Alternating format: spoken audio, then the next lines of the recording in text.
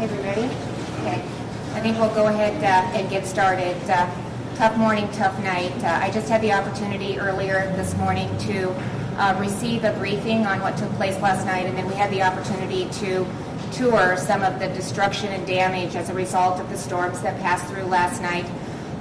Devastating. I was it was unimaginable, the destruction that we were able to witness on the brief tour that we just went through.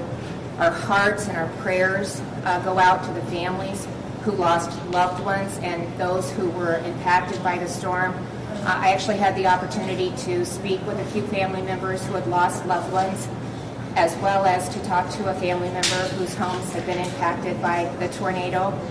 I just want to take a moment and, they're just trying to comprehend and just figure out what next steps look like and what they do next. But I want to just take a moment and talk about the local response, the emergency manager, Dio, incident commander, Fire Chief McDonald, their team and their leadership to step in and respond in the timely manner that they did. And it was evident with the briefing and with the tour that we were able to go on. And I also want to talk about what we see in Iowa anytime we have a natural disaster like this, and that is the unbelievable coordination between the local and the state, Iowa State Patrol, DCI, the DOT, the county crews, the CERT teams, General Corral, Red Cross, Salvation Army, the other emergency managers that were here from other counties that immediately show up to step up and do whatever they can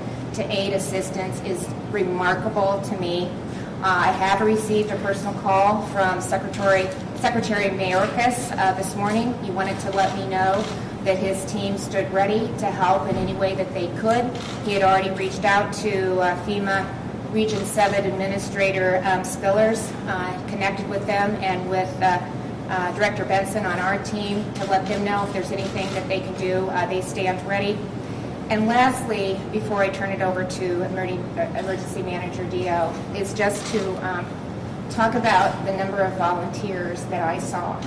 200 to 300 Iowans, not only from Madison County and Winterset, but from communities and towns all across the state that were on the ground the minute it was light and they could start helping.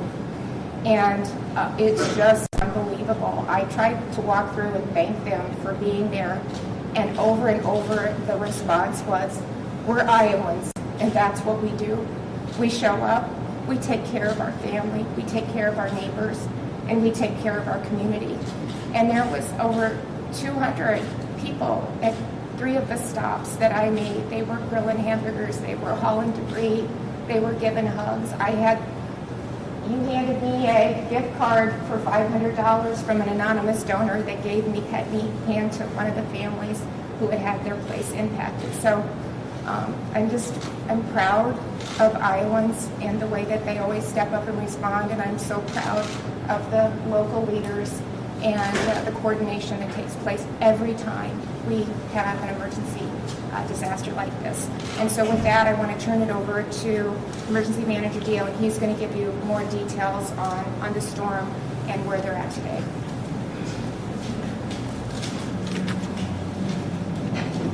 Thank you, Governor Reynolds. First, I want to start by thanking everyone for their outpouring of support for the Winterset community, Madison County. Emergency management teams, EMT, fire, and law enforcement officers from all across our state have been ready and willing to assist our community. The last 12 hours have been some of the most difficult times of our community has faced. We are strongly committed to coming together in times of need. The National Weather Service determined that the tornado that tore through our community is estimated to be an EF3, with wind speeds between 136 miles and 165 miles per hour. There were approximately 52 damaged or destroyed homes in the path of the tornado that spanned over 13.7 miles. At this time, we have 6 confirmed fatalities from 3 different residents. The names of the victims are Melissa Baisley, 63, Rodney Clark, 64, Cecilia Lloyd, 72, Michael Bolger, 37, and Kenley Bolger, 5, and Owen Bogler, 2. We also have 6 victims still being treated for their injuries. The Winterset community and the American Red Cross of Madison County have emergency shelters set up at Newbridge Church in Winterset for anyone needing assistance. Governor Reynolds has issued a disaster proclamation for Madison County to allow the use of state resources for our county.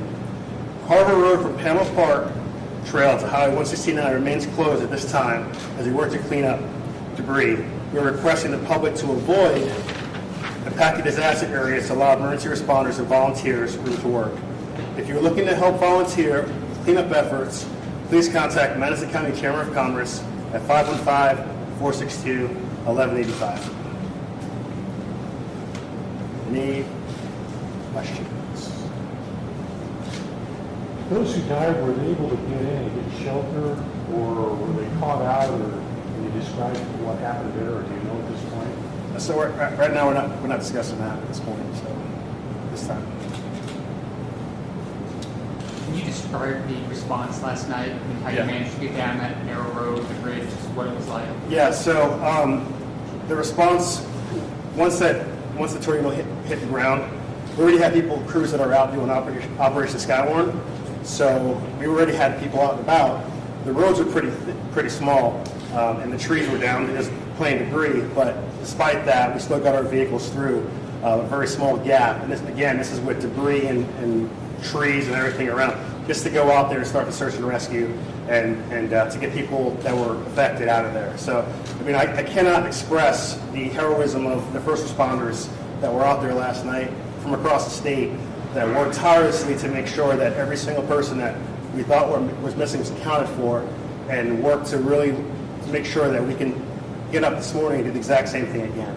So there's a lot of heroism, a lot of stories that you probably will never hear, but a lot of people did a lot of great things last night to ensure that people felt safe in the community and also be able to recover those who were deceased.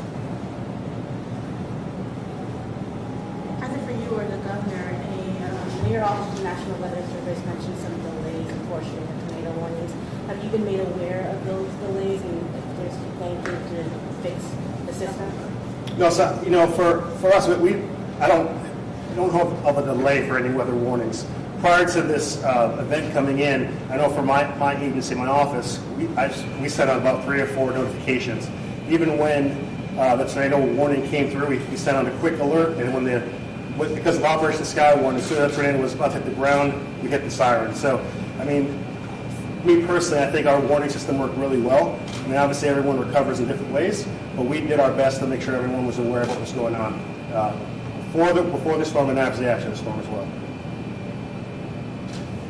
Governor, as someone who's seen, I'm sure, the sites where tornadoes have hit, can you put this in perspective of what you saw today in your tour and how that compares to what you've seen in the past? Well, it's hard to put into words, but I truly believe that's why it's so important to be on site. You want to balance not getting in the way, because there were so many people there trying to clean up and get them the resources that they needed, and to try to secure their shelters, if they're either there or someplace else. But it's so important to be on site and to actually witness the destruction and the devastation, because there really aren't words. And the same thing happened when we toured with the derecho. You needed to be there to see what families were dealing with, the amount of debris that's left. And just to reassure them that, it's not just words. If you need something, let us know. And that's the reason we're here too. I was able to give a verbal disaster declaration last night, and that immediately they ask, it comes from the locals, but that frees up state resources to get on the ground and help clearing some of the debris, so our first responders can get in there and do what they need to do to hopefully rescue people and get them what they need. So it's always, I felt been very important to get on the ground and to see firsthand what people are dealing with. We'll take one last question. You talked about relief efforts last night. Obviously, people are wanting to go out and help right then. You talked about the difficulty of you yourselves going out and doing search and rescue and then telling people, wait until it's light out in the middle.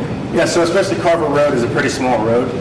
So as first responders are going there, obviously people want to go and help out. So we told people to stay away from that area. Now today, as we're talking, people are out there picking up debris, using chainsaws because they wanted to help. So we had so many volunteers come in, we actually had to do shifts, right? So yesterday was really hard. Today we did what we had to do, and now they're able to go out there and help. and it's been beautiful. I mean, I can't express that. It gives goosebumps because, as the governor mentioned, everyone went out there just wants to help, right? Just want to help and want to work and get back to where it used to be. So our volunteers, people that volunteered, have done a tremendous job, and we are very grateful as a community to have that. Did you talk about the school bus that's taking them out? I think Oh, that's yeah. so unique too. So yeah, awesome. To limit traffic to Carver, we actually have a school bus. What is that school bus? So the school bus is picking them up, and then they're taking them up there, and then taking them back. So it's a camaraderie thing. You think about it, because everyone's on the bus, they're able to talk. So we're still trying to recover, also building relationships as well, right? That will last for a very long time. But again, I can't express enough from the Madison County Winterset community how grateful we are for everyone that's come down to help us out and brought resources. So thank you very much. Thank you, everybody. Thank you.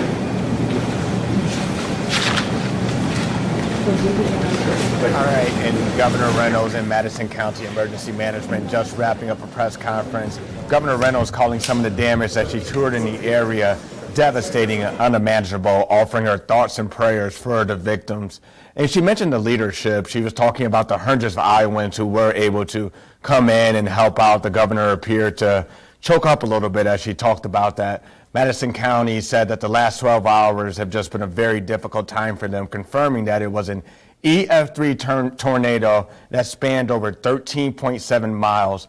It took 6 victims in Madison County. They're listing the names of the victims, some of them as young as a 5-year-old and a 2-year-old. There was also another victim that was in Lucas County. That person was camping at a state park. Governor Reynolds did declare a disaster proclamation for Madison County. And Madison County Emergency Management, they are really stressing people to avoid the disaster area, let crews work, let them really get the cleanup efforts going as they're getting out the chainsaws and the other materials. And they do want people to know that if they do want to help, that they can contact the Madison County Chamber of Commerce. And we saw damage in eastern Iowa as well. Meteorologists say it was an EF1 tornado with winds of 110 miles per hour that hit Benton last night. You can see some of that damage right there on your screen. Damage was confined to the northwest side of town. The industrial park and a mobile home park were damaged. We've also learned that damage in Tama County, where at least one home was destroyed southeast of Tama. No injuries have been reported in eastern Iowa. We'll have First Alert Storm Team coverage coming up on the KCRG TV9 News at 5:30, and the latest info is available on our website, kcrg.com. We're going to send you back to programming, and as always, stay with your trusted local news source, KCRG TV9.